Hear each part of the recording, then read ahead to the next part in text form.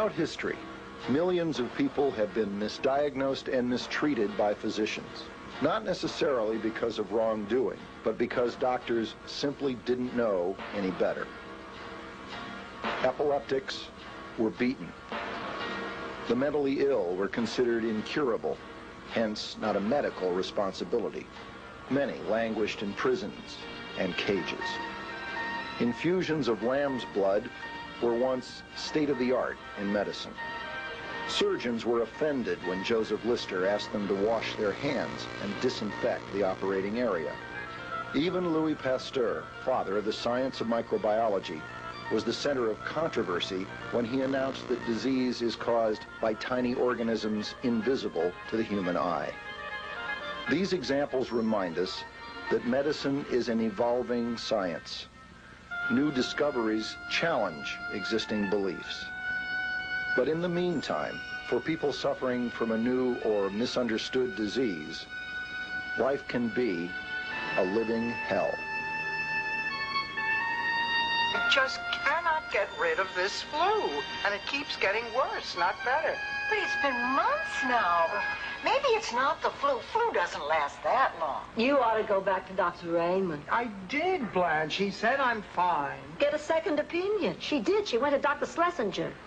Well, then, you are fine. Now, you want to hear my idea? She is not fine, Blanche. Look at her. I didn't say she looks fine. I said she was fine. She looks like hell. That scene was from the 1989 season premiere of The Golden Girls.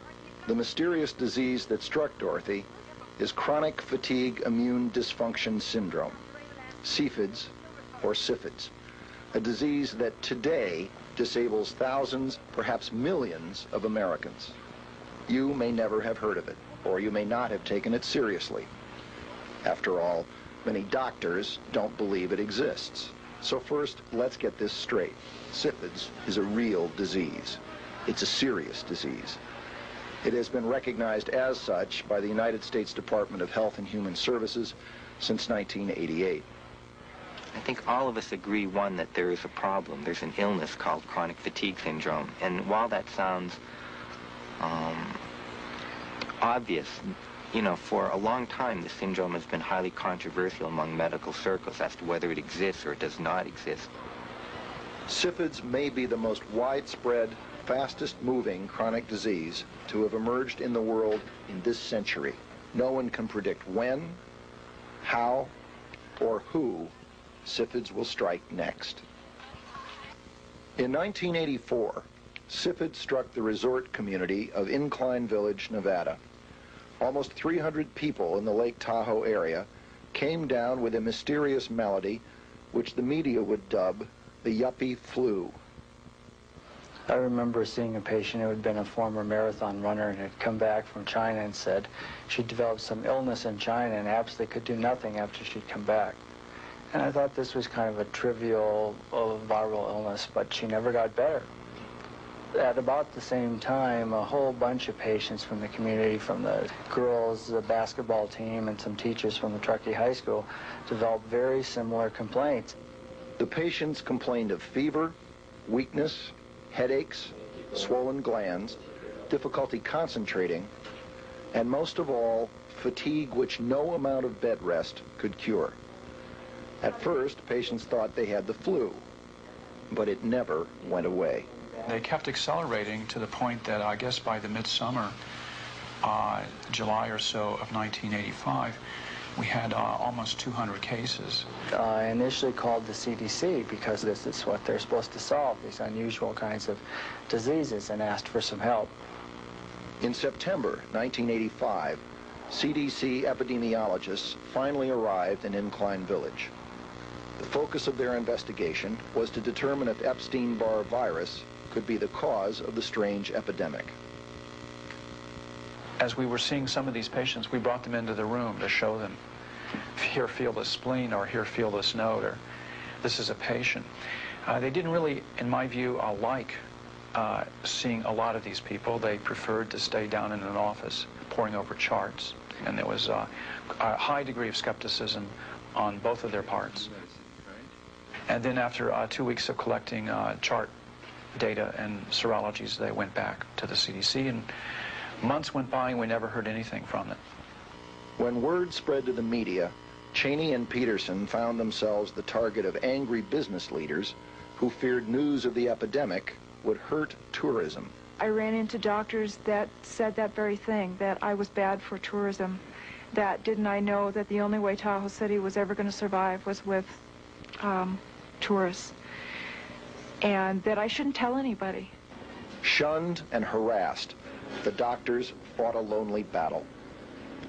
Peterson's car was sprayed with graffiti. Restaurants refused to serve them. And a group of mothers asked that Peterson's child be removed from nursery school. While doctors Cheney and Peterson persevered without help in Nevada, a similar mystery disease struck in the small rural town of Lyndonville, New York. Here it was mostly children who became ill with the non-stop flu.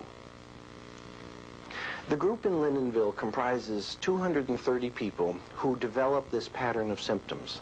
About half of them had it to the severity where you could say that they met the CDC criteria, with a 50% reduction of activity for at least 6 months. The other half had it in a milder form. We did notify the New York State Department of Health, and we mentioned to them that we had a cluster outbreak of an unusual illness that we thought might be related to raw milk or some type of infectious agent that we were unable to identify. One person did come from New York State Department of Health, and after about 20 minutes or so, that person left the office, and I thought he went out for a lunch break, and I never heard from them again. Many of those Incline Village and Lyndonville patients are still sick. But CFIDS does not attack only in clusters. All across the country, CFIDS has stricken individuals apparently at random and often in the prime of life. Tracy was a very intelligent, canny, caring, loving girl. She had a wonderful sense of humor. She had the best pitching arm on the block. She was better than any of the boys. She was good. She was athletic, an honors graduate at Santa Barbara, and wanted to help kids in trouble, and was halfway through a master's degree in special education when she died. Tracy came down with a case of flu and never recovered. Between April of 1988 and the end of 1989, she was sick for 115 working days. Tracy was always a fighter, and she thought she was going to get better. She'd always gotten over everything else, but the girl who biked 25 miles a day had to rest on every second step to climb a flight of stairs. She had eye pain, migraines, backache, and difficulty in breathing, which was really frightening. The pain was all over her body, 24 hours a day.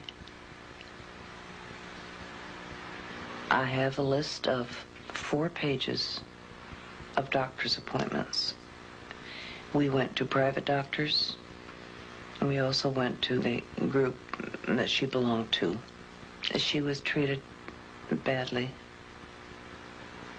in most places by most doctors. It didn't matter whether they're private or not, except the private ones cost more. Tracy was told it was all in her head. She wasn't sick. She should go to see a psychiatrist. And that was one of the things that bothered my daughter very much. She was a proud girl. It got worse and worse. She hurt more and more. Hi, it's Tracy. Hi, Tracy. Hi. You're taking a lot more dilaudid now. Well, what happened was I ran out of Vicodin ES, and so I decided I would just take the dilaudid till it ran out. Tracy, your official dose is 1 to 3 times a day. If you exceed that dose, the pharmacy calls us, the nurses, I mean, it sets off all sorts of alarms, and then they start looking at you like you're, selling drugs on the street. So I know you're not, okay, but if you and I decide on a given dosage for a certain prescription, you have to stick with it or let us know in advance that you're changing it. We've always wondered why you write the lowest dose. Well, why aren't you writing the biggest, the dose that I'm taking? Yeah, the reason that I'm writing the lowest possible dose is because of the problems that we run into from the pharmacist regarding the amount of pain medications that are going toward you. Every time we have a prescription go through, they frequently call us and they say, "Are you sure? Is this real?" Because they don't usually, it's very rare that they get pain prescriptions of this magnitude. Well, I don't know what the hell to say because I'm in pain and there's nothing, I can't do anything about it. I don't know what to say. Well, I can't do 3 a day. Forget it. I can do 10 a day and live and still be miserable and be unable to watch TV because my eyes hurt and my back hurts and my legs hurt. I will not make it through this weekend if I'm this sick and in this much pain. It's impossible to make it through.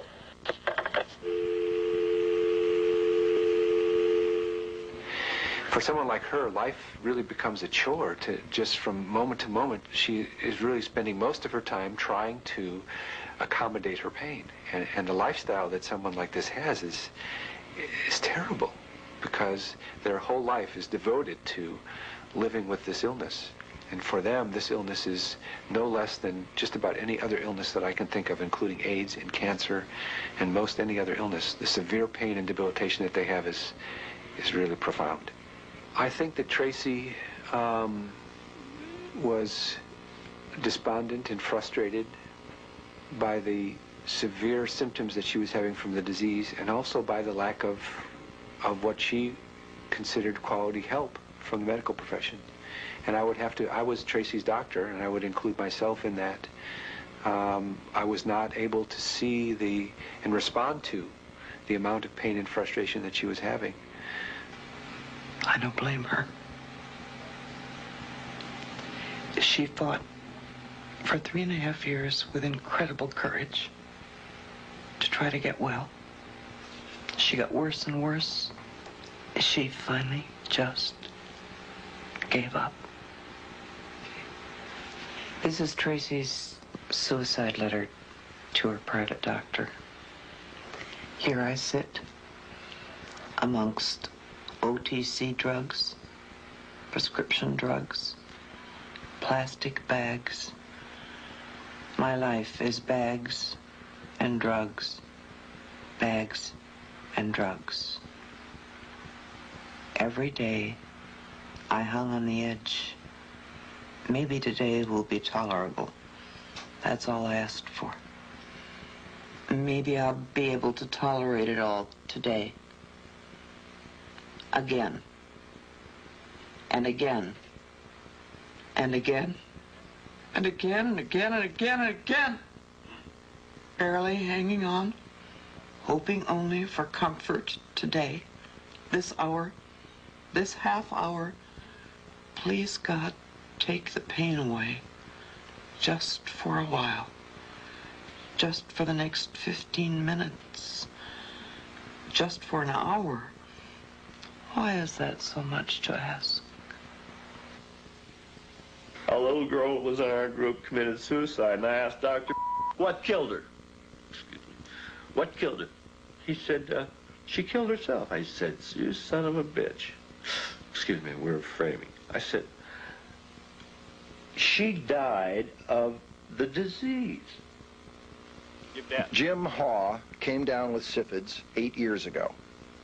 He lives with his wife and 2 sons outside Reno, Nevada. Unlike Tracy, who suffered with intractable pain, Jim's most disabling symptom is severe cognitive dysfunction. I was a workaholic, well-educated.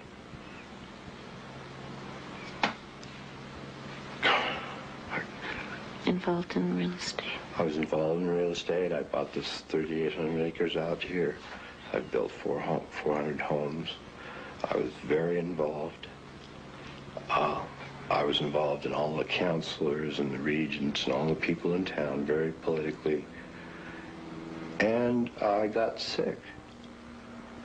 For 2 years, I lay in bed 22 hours a day. Like so many other CFIDS patients, Jim got little support from his doctor. He was a schmuck. I knew I had something terribly wrong, and I went in for a biopsy. He said, "You're too young to have liver problems. And it's all in your head anyway. And you're overweight. And you're lazy. And you're lazy." I had Jimmy at home on IVs for about a year.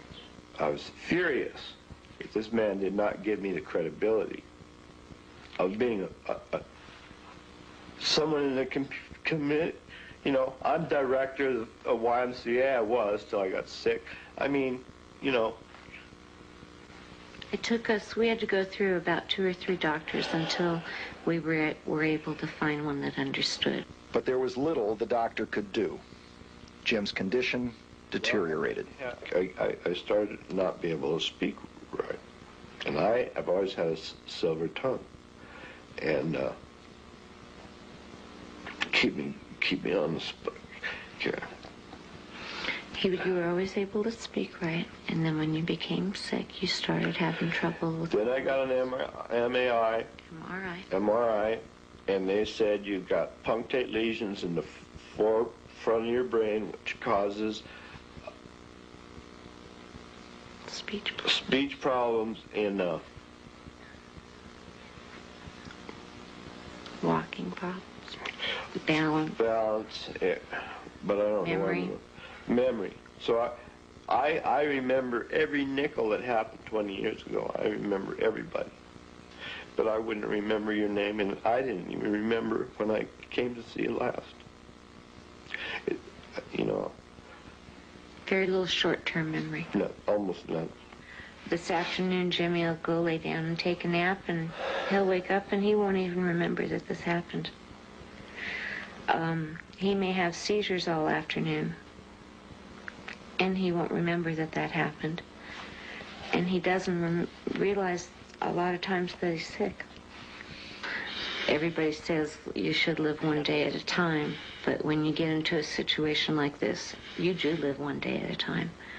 One day Jimmy may wake up, and that day he can't speak, or that day he can't walk. I take him out when he's doing good, and when he's not doing good, I protect him. The depression is so bad. I've put one of my guns to my head and pulled the trigger for hours. It wasn't loaded. I just wanted to see if I could do it. And then I decided that I couldn't abandon my children because they would say, "Daddy killed himself," and I can't do that to my children. I'm fortunate that I am a nurse and that I can take care of Jim, or else he would require nursing care. My life is hell. If there's a heaven, hell is right here. Hell, I'm living in hell. Most people with CFIDS are not as sick as Tracy or Jim. For many people, the symptoms wax and wane, and may even go into remission for days, months, or years. But at the slightest exertion or stress, or apparently without provocation at all, they may again fall seriously ill. Chronic fatigue and chronic fatigue syndrome are 2 different things. Chronic fatigue is a symptom that occurs in virtually every illness. Chronic fatigue syndrome is a cluster of many, many symptoms, and it is a disease. It's not being tired at the end of the day. And there's no way rest will make you not tired. You'll still be tired when you wake up. I wouldn't know when the curtain would close on my day, you know, whether it was going to be 10 a.m., 11 a.m., 2 p.m. But it got a little bit scary because I wasn't able to physically take care of myself anymore.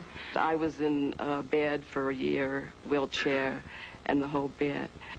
However mild or severe their symptoms, CFIDS patients share the experience of countless visits to doctors, endless tests, mounting costs, and few answers. I have now lost all of my peripheral vision. I am also losing my frontal vision. I've got aortic and mitral valve prolapses in the heart. I've got epileptic-like seizure disorder. I have inflammation of the interior of the veins, and I have lesions on the brain. And still, with all of this, my chart is riddled with the words somatic and psychiatric.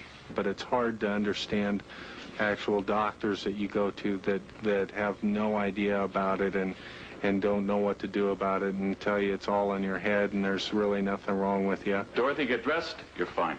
I beg your pardon? We've run every test known to man. They're all normal. You can get dressed, go home, enjoy your life. But Dr. Stevens, I was always healthy, and then I came down with this flu. I can't get rid of it. I've been sick for 5 months now. I have a constant sore throat, swollen glands, fevers. My muscles ache and are weak. I am totally exhausted all the time. I know. You told me. Well, maybe it bears repeating. And at a certain point, when you've shown up negative on enough tests, suddenly the demeanor towards you changes. Suddenly you're not a gravely ill patient who they are worried is about to die. Suddenly you're a problem patient. Look, Dorothy, can I ask you a personal question? Yes. You're divorced? Yes. How's your social life? Do you see men? What in the world does seeing men have to do with anything? Oh, Dorothy, we know for a fact that if people are not happy, and lonely people aren't, but they get all kinds of symptoms. And as they're unable to get a resolution of a positive result to a test they were expecting to be positive, then they displace their frustration towards a patient. They told me at that time I was suffering from a bad attitude. And I kept trying to tell them it wasn't a bad attitude. I passed a bad attitude about 5 years ago. The doctors, when I started having these seizures, they'd make a call on me that I was a drug addict or an alcoholic. And one doctor said to me when I complained of a swollen gland under my arm, he said, well, you know, maybe your bra's a little too tight. Not thinking that in 34 years I might have been able to figure that out myself. I brought all the clippings in and said, gee, these sound like me. Oh, I have all of these symptoms. And they said, I don't believe this exists. This is my son, Kalen. Both of us have CFIDS. He had severe headaches and severe abdominal pains. And his pediatrician finally said, I think he may be having some school phobia problems. I mean, poor chronic fatigue patients have been treated shabbily. You have to say that. They've been shunted from doctor's office to doctor's office, being told everything's in their head. Like the same thing with my teachers. I would look fine, so they would really think that I was not sick. People don't believe them. This is the cause of the greatest long-term damage that this illness causes, especially in children. All in all, I've seen 212 physicians. 210 of them did not believe me. 2 did. 210 told me I was crazy, and I never gave up. If anyone found themselves kidnapped, trapped in a room, drugged, and put in a bed and left in a room for 5 years, that they would have media attention that was phenomenal. Everyone in the world would be screaming for their release. And there are so many people who live in this situation. How many Americans are held hostage by CFIDS? Estimates range from 100,000 to 5 million.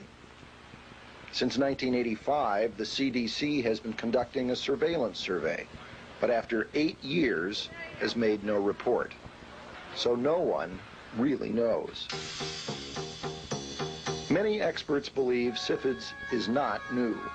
It's just gone by different names.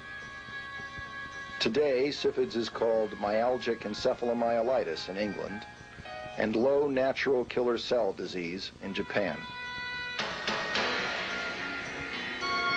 Many experts believe there may have been over 60 CFIDS epidemics in this century alone. But others think CFIDS is a new disease, or that it suddenly has become more widespread since the early 1980s. But no one really knows. Some experts estimate up to 80% of people with CFIDS are women. Again, no one knows. I see an incredibly wide variety of patients. with CFIDS. A wide age group. I've seen people as young as 5 years old with suspicion of CFIDS. I see people well into their 60s with CFIDS. We did a training at San Francisco General Hospital, which is a county hospital and treats a lot of poor people. Their intake nurses and nurse practitioners thought that all people with CFIDS were poor people, people of color, because that's who they were seeing. I've been in support group about 6 to 7 years now, and I've been the only black, and I've been very curious about that.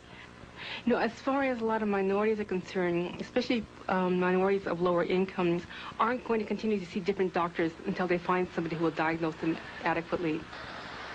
However diverse its victims, CFIDS can devastate their lives. I was teaching classical ballet, and I was extremely active. I had my own dance company, and I was a glamorous, happy, outgoing, cheerful person. I had absolutely no reason to want to stay in bed for 5 years, which is what happened to me. Is that me? I've written a lot of award-winning poetry, and I have trouble writing, spelling correctly now. Oftentimes my own name on a check. I'll sign N-A-R-Y, Nary, for Nancy. How can I write? I was very athletic. I was a runner. I was a long-distance runner. I ran half marathons and races, and I'd always been healthy. I've got 5 pairs of skis sitting in my closet and at home, and hockey gear and windsurfing sails and mountain bikes just sitting there. You know, I don't want to sell them because I'm going to get better. Get better or die trying. What happened to my dancing? How about what happened to my walking? Everything's different now. I'm a disabled person. I was a healthy person. People with CFIDS aren't the only ones affected. CFIDS is hard on the entire family. Kim's husband is very supportive, but he is carrying around a rage you just cannot believe. And when it surfaces, he just explodes. This is very common with CFIDS. So often we see people with this disease, typically women, who are cast aside by their husbands, even by their parents, and they end up totally isolated because nobody believes they're really sick. As if loss of health, job, family, and friends weren't enough, there is the enormous cost of this disease. I'm barely skimping by. I lost my house, I lost my job, I lost my self-esteem. I lost my legal practice.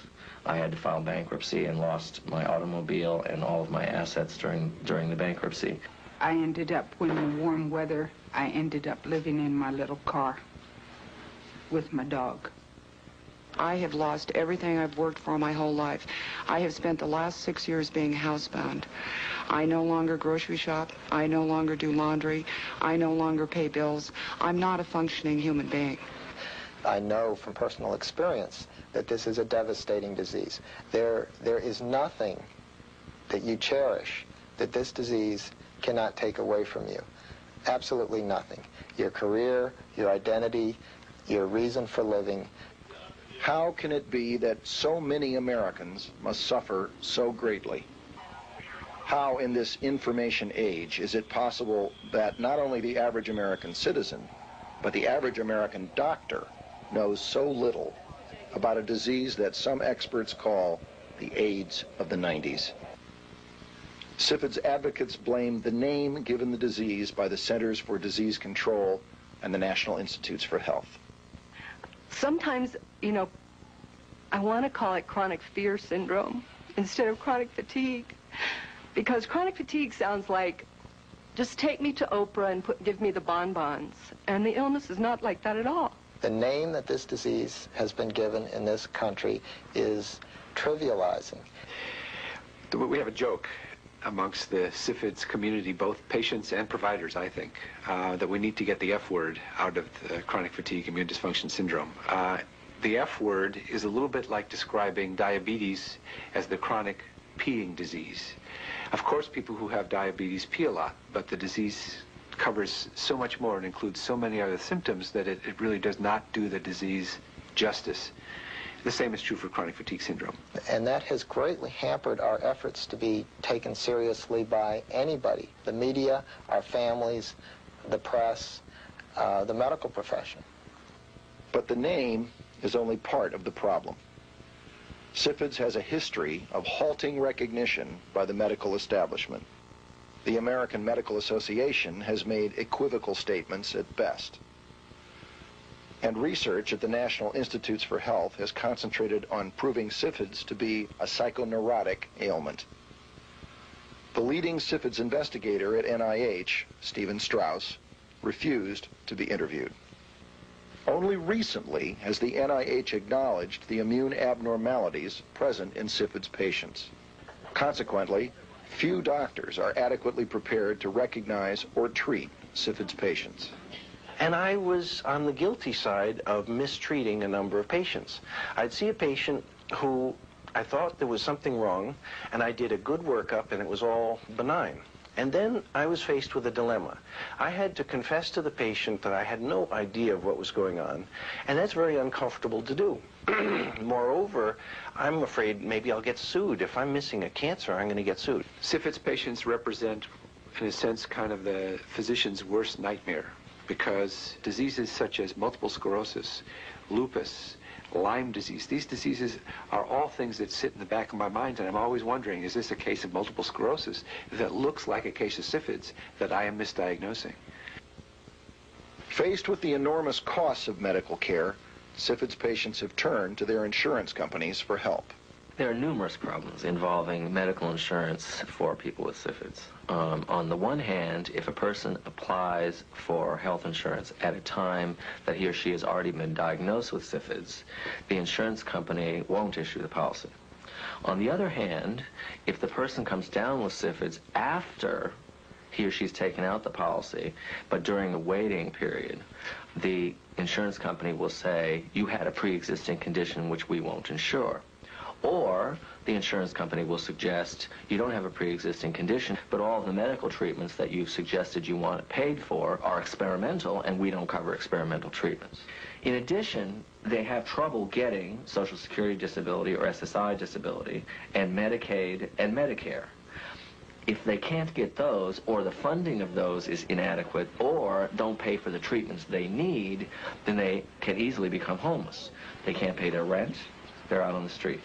CFIDS advocates say they are confronting a frightening reality. Our present-day health systems can't afford another AIDS.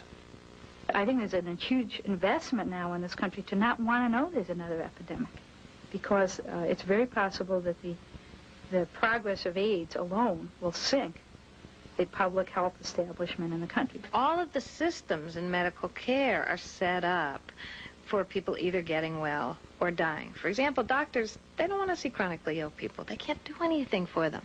They come back, they get sick again. They come back, they get sick again. They can't cure them. In the case of a chronic disease, such as CFIDS, we have children who get this disease, and people in their 20s. And if it goes on, I've had the disease 13 years. The message to government regulators and business people is there'll be a lot of downtime of people not being able to report to work, therefore putting companies at risk. It's like the AIDS epidemic and everything else. When you have somebody trained for 20, 30 years to do a job and they can't perform this job, that's bad for the individual and it's bad for the environment they work in. So I think it's going to have a major toll. The most important thing is to communicate that at NIH there is a commitment to find answers about this illness. And very serious work is going on. It's steadily increased from less than $500,000 in 1986 to more than $3 million in 1992. I don't think a $3 million contribution from the NIH this year is a sincere commitment to a disease that's affecting 100,000 to 1 million people. While the government has been slow to respond, CFIDS patients have not taken their illness lying down. In the early 1980s, they began to organize. The CFIDS Foundation started when a group of my friends got together about 6 years ago and put on a little fundraiser in a living room and raised $1,000. Since 1986, the Chronic Fatigue Immune Dysfunction Syndrome Foundation in San Francisco has been helping people with CFIDS. In addition to public education and policy development, the foundation offers telephone counseling and physician referrals to patients and their families. For many people with CFIDS, the hotline provides the first understanding and support they have received since becoming ill. No, you just want to feel better. You just want to feel like you can live, right? Across the country in Charlotte, North Carolina, a former banker established the National CFIDS Association. The CFIDS Association was really born out of desperation. Many patients, such as myself, went many, many years undiagnosed. We decided that what we needed to do was establish legitimacy by funding research. This is a true grassroots effort. The people who have this disease have absolutely nothing in common but the disease. And all of us were at some point in time, at least in the early days, we were rejected by the medical profession. So we banded together, and it occurred all over the country. It's amazing. These support groups just popped up, and you know, there were hundreds of them 5 years ago, and there's 1,000 of them today. One obvious target for support has been celebrities, including many who suffer from CFIDS. My experience with celebrities who have this disease is primarily, not all of them, but with the majority, is that they're very unwilling to come forward because they're afraid of what it might do to their career. I know a large number of people now that I didn't know before who had it, and they too kept it a secret. Lawyers, you know, a lot of my friends are in politics, you know, people with very serious careers who could not in any way show this weakness. If somebody has $200 million, if they don't come up with at least $100,000 or $200,000 a year, I think they're nuts. It's not that I don't think they're socially irresponsible. That's a completely different issue. Certainly they're completely and totally socially irresponsible. But if you have money and you're not funding research, you're stupid. You're basically dumb. On October 12, 1992, people with CFIDS held a rally for the first time at the International Biotechnology Exposition in San Francisco. When I got down here, I saw the sign on the wall, banner that says, "In memory of Jean Hardy." She's a CFIDS patient from North Carolina. She was featured on a CNN story, and she talked in that story about thinking about committing suicide because there was just no hope. I can't wait to go to sleep at night so I can forget the pain. And now it's become real. Just how long is it going to take before this whole street is full of black and white signs that say "In memory of"? Why are you wearing photographs on your blouse? This is my son, because he wants me to remember him. And the reason that I hang on, even though it's hard, is because I want to be around for him. I want to see him get married. I want to see him go to school. And there's a lot of times that I don't feel like I'm going to be able to do it. But why does he think you might not remember him? I guess because I forget a lot of things once in a while. What are you doing here with the camera? Oh, I wanted to take it back and share it with the rest of our support group. There's too many that are too sick to come. I have one who couldn't come because she couldn't even bring her reclining wheelchair to be here. People are just too ill to attend. We've tried letter writing campaigns. They're too ill to write letters. How many more people are sick, do you think, than are able to come today? Oh, hundreds. Why are you sitting? You look like it's just a nice day in the park. I don't feel well enough to be standing up. I'd like to stop hearing doctors say, if I believed in CFIDS, then we could do so-and-so. It's not a situation of believing in CFIDS. This is not the tooth fairy. It's not Christmas. CFIDS is a disease. Well, I think that it's very possible that the kind of adversarial approach may have affected the the willingness of many people to get involved in this field. I think there's no question about that. Support groups that have formed around CFIDS have done more for bringing attention to this disease and to bring some support, although most of it private, to those of us who are researchers trying to define this and find a solution in therapy. They've rallied companies to take it seriously. And they've rallied politicians to recognize that this is a major issue. They got the language of chronic fatigue into the budget hearings the last 2 years, and that was a real accomplishment. Without that attention, we wouldn't be seeing any focus on this disease in the 1990s. Absolutely not. In the fall of 1992, an international CFIDS clinical research conference was held in Albany, New York. Organized by patient groups, the conference was attended by leading scientists from around the world. Finally, CFIDS was gaining legitimacy in medical circles. Physicians or researchers are studying certain areas which are on the cutting edge of medical science, and chronic fatigue syndrome really comes to embody many of these. We're working on understanding the immune system. We're working on understanding what cytokines do in autoimmune disease, in cancer, in AIDS, in many different disorders. So what we can do in advancing this understanding in terms of a disease like CFIDS will have wide ramifications to diseases in general and to understanding how we can manipulate the immune system to help us instead of hurt us. I think there are 3 areas of research right now that seem to be most promising. One is research into infectious agents that may play a role in this illness. None have yet been conclusively shown to be a cause of this illness, but it's possible. Second, immune system changes that may be playing a role in this illness. There are several already that have been identified, and there may be more to be discovered. And a third very exciting area is changes in brain hormones or brain chemicals that could influence the immune system, could influence viruses that are already in the body, and these are areas where there's already a lot of research that's underway. The most pressing question is, what is the cause of CFIDS?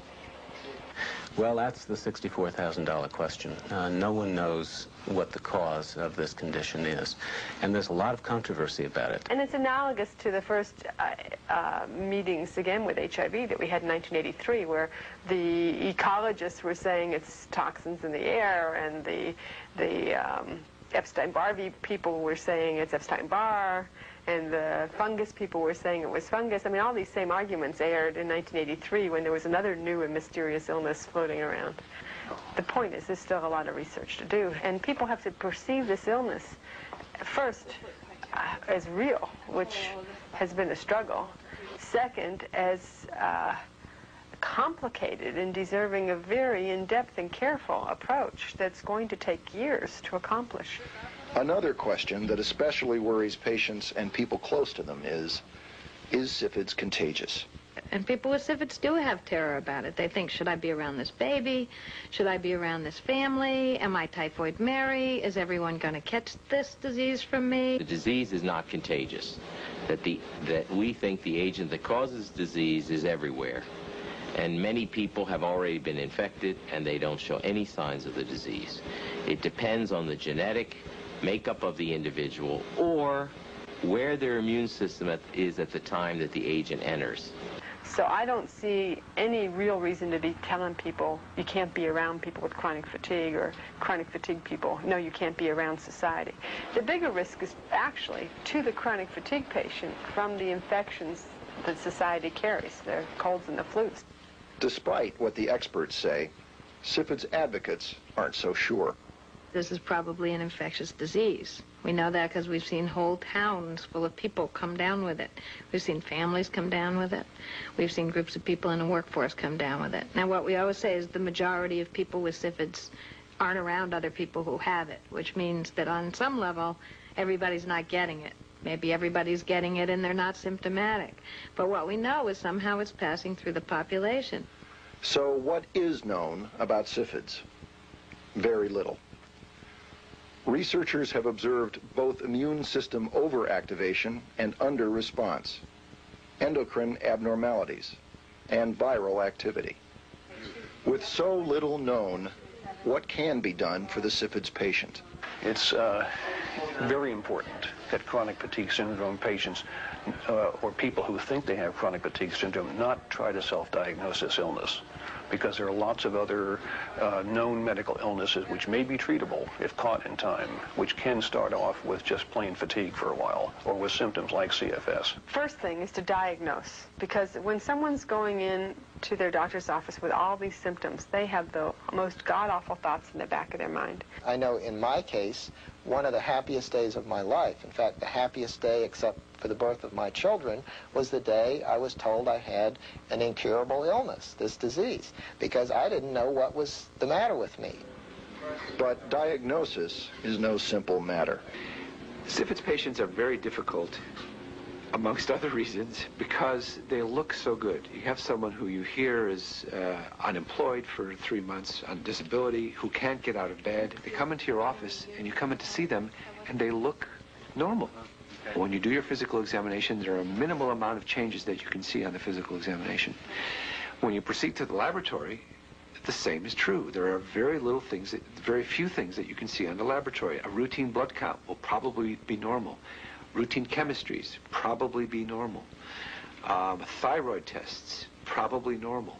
There is no diagnostic blood test or imaging test available that says you have or do not have the disease. Such a test does not exist. Nor is there a known cure.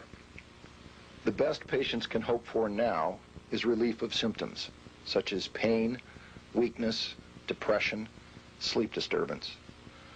Some treatments aim to intervene in the disease process, using immune modulators or antiviral drugs such as gamma globulin and acyclovir. And many patients try to strengthen their overall resistance through nutritional supplements, getting plenty of rest, and simplifying their lifestyle. Dissatisfied with the care they have received from Western medicine, many CFIDS patients have turned to non-traditional alternatives. Many people who have this disease are so sick and so desperate, they sort of end up saying, I will do anything. I will eat, swamp grass if it'll make me feel better. You find yourself going to alternative doctors, seeking alternative medicine, because a lot of people in standard medicine are not terribly sympathetic. My doctor was sympathetic, but he did not have a lot to offer me. It must be crazy for somebody to see all of these pills and to think that somebody actually takes these things almost on a daily basis. But if your back is against the wall and you have a very serious illness, you're willing to experiment with just about anything. And that's what I've been forced to do. Like traditional treatments, alternative therapies seem to help some people with CFIDS, but not everyone. Only one drug has been tested on an experimental basis. That drug is Ampligen, an immune-modulating antiviral drug patented by Hem Pharmaceutical. We tried it out of the clear blue sky back in 1987 on the first patient, who was my absolutely most severely affected patient, who couldn't even walk down the hallway and had to be carried in on a stretcher for her infusions. Well, you found me with not a stitch on, totally out on the floor in the bathroom, and then as I came to, I had a seizure. But I remember coming to about 15 or 20 minutes later, and Gloria was on the phone saying, Reed, I think we're going to lose this one. Don't try to get the drug for me. I'll wait till later, but if we don't get it for Nancy, there won't be any Nancy. And I remember laying there thinking, oh my God, do you think there may be a chance that I may live? About 2 weeks into her therapy, she started walking, and I couldn't believe it. I thought, this is bizarre, A miracle has happened, or else there's something in this drug, one of the two. I have been on the Ampligen for almost 2 years, and my health is so restored compared to what it was that it's amazing. It's a miracle. Ampligen has just changed my life. I'm now on my very last psychometric. I use both hands together. I can count 10 numbers backwards. I still have problems. I'm not cured, but life is better. Despite promising results, the FDA did not approve Ampligen for treatment of CFIDS, and HEM terminated its Ampligen trials. Without Ampligen, most patients deteriorated rapidly. Many became completely disabled. Some lost hope. Several committed suicide. With an effective treatment for their illness apparently available but unobtainable, all felt cheated by HEM, the FDA, and the healthcare system. I was in the 502 study. It was a 50-50 chance. I knew either I had the opportunity to receive the drug or placebo. Unfortunately, I shot up toilet water twice a week. The consent form read that at the end of this trial that those who were on Ampligen would be retained. Those who were not on Ampligen would be switched over. It's now been well over a year and several months, and those patients are still not on Ampligen. But I was under the impression that if I, joined the study, gave them my body, heart, soul, and mind for a solid year so they could do whatever they wanted with it, then I would be guaranteed this drug for a lifetime.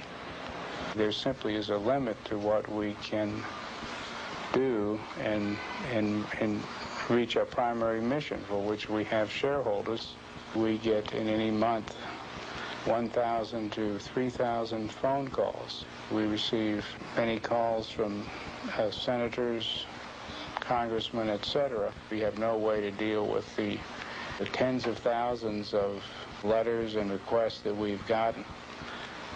The whole problem in Ampligen, this legal issue, is this conflict between the individual's right to be treated and then the scientific issues involved that must be addressed before this drug is released to literally anyone. It's like the military.